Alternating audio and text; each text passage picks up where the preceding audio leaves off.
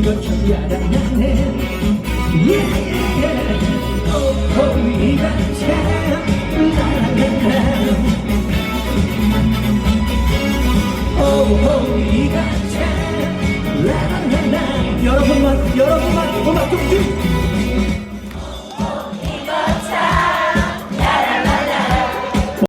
1시간 전쯤 제3회 내장상동 작은음악회에서 가수 박상민 씨와 흥겨운 시간을 보냈고요.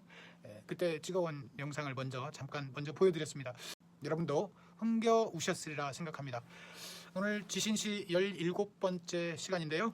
오늘은 정읍신문과 서남전월을 한번 살펴보겠습니다. 먼저 정읍신문부터 보고 가실까요?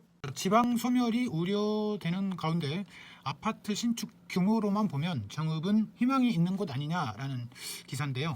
2023년 말 정읍 지역의 아파트 신축을 위해서 건축 허가가 나간 곳은 총 12개 사업장에 4,045세대에 달한다고 합니다. 정읍시 의회에서도 인구는 감소하는데 아파트 신축이 지속적으로 증가하면 추후 피해는 정읍 시민들의 몫이 아니냐면서 정읍시에 충분한 검토 이후에 허가를 내줄 것을 촉구하기도 했어요. 정읍시 관계자는 전국적으로 자재값 인상과 경제 상황 악화 등으로 아파트 신축이 침체기를 맞고 있는데 정읍 지역의 아파트 신축은 여전히 활기를 띠고 있다. 그런데 그 이유는 잘 모르겠다고 합니다.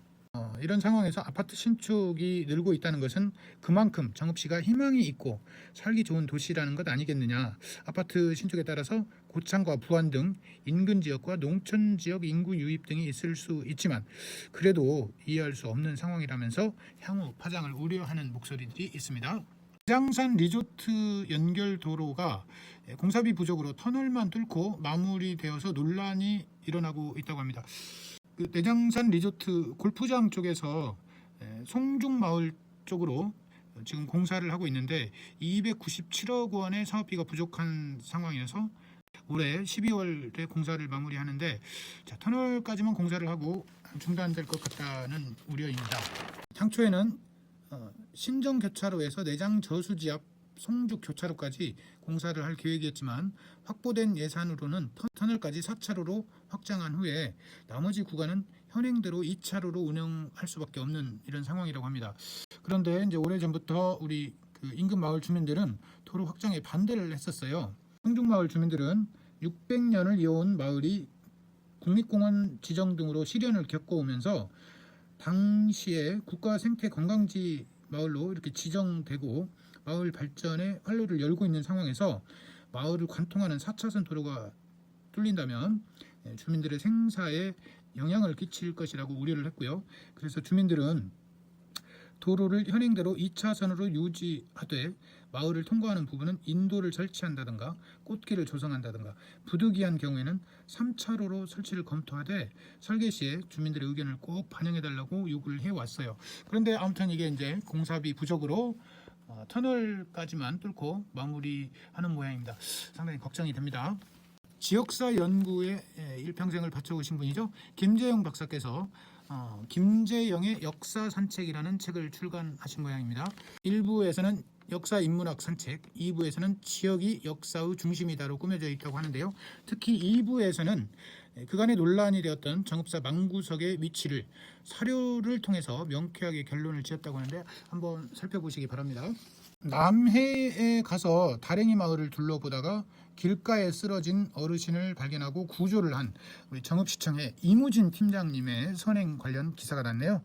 다랭이 마을을 둘러보다가 길가에 누워있는 어르신을 발견했고 처음에는 잠들어 있는 줄 알고 이렇게 왜 여기서 주무시느냐 이렇게 했더니 의식을 잃고 머리를 들어보니까 뒷머리에 피가 흥건한 상태에 어르신을 발견하고 응급처치를 하고 119에 신고해서 어르신이 이제 병원으로 이송됐고 그래서 어르신의 생명을 살린 정읍시청의 임우진 팀장님 정말 고맙습니다. 애썼어요. 초산 등산로에서 어머니를 구해주신 분을 찾는다는 시기동 이승현 씨의 제보네요. 이승현 씨는 아무도 없는 등산로에서 어머니가 쓰러져 사경을 헤맬 때 구해주신 분들을 찾는데 아직 나타나지 않고 있다면서 너무 감사한 일이니까 꼭 그분을 찾아서 감사의 말씀이라도 드리고 싶다고 하네요. 이렇게 선행을 하신 분 감사합니다. 우물의 고장 정읍 지역 명칭의 상징인 우물 보존에 드디어 나섰다는 기사입니다. 작년 9월에 정읍시 우물 보존 및 관리에 관한 조례를 제정했는데 제가 발의했었습니다. 이 조례에 따라서 조사를 했더니 300개가 넘는 우물이 존재하는데 이 중에서 30개를 1차적으로 선발해서 향토문화유산 심의위원회를 개최하고 정해마을과 덕천 가정마을, 산해 여우치 외목마을에 있는 우물들을 시에서 관리해야 될 우물로 우선 지정을 한 것 같습니다. 자, 우물 관리에 나서주신 관련 부서 감사하다는 말씀 드립니다. 동진강변의 생태계 교란 식물인 양미역취 제거 사업에 동진강 환경복지협의회와 자연보호 정읍지회 회원들이 고생해 주셨네요. 전통시장의 공중화장실에 여성 안심배를 설치했다는 소식이 있고요. 8면에는 참 좋은 사람들의 그동안의 봉사활동 소식이 실려 있습니다. 서남저널 1면에는요 5.18을 맞아서 민주화의 마중물이 되었던 최덕수 열사와 관련된 기사가 있네요. 민중해방열사 최덕수 열사는 단국대 2학년 재학 중이던 88년도에 단국대 천안 캠퍼스에서 88년도 5월 17일 교내에서 시행된 광주 영령 추모식에서 성명서를 낭독하고 다음날 광주 항쟁 진상규명과 국정조사권 발동 등을 주장하며 분신하셨죠. 광주 망월동 구묘역에 있는 최덕수 열사의 묘지 사진입니다. 자, 5월이면 우리 또 최덕수 열사를 한번 좀 생각하고 또 이 나라의 민주주의 발전을 위해서 또 깊이 생각하는 그런 계기가 되었으면 좋겠습니다. 정읍시가요 최근에 홈페이지에서 공무원의 성명을 비공개 처리하는 조치를 취했는데 최근에 악성 민원 때문에 그 공무원 신상과 관련된 것들을 노출을 좀 줄이기 위해서 이름을 지운 상태로 홈페이지 개편을 했다고 합니다.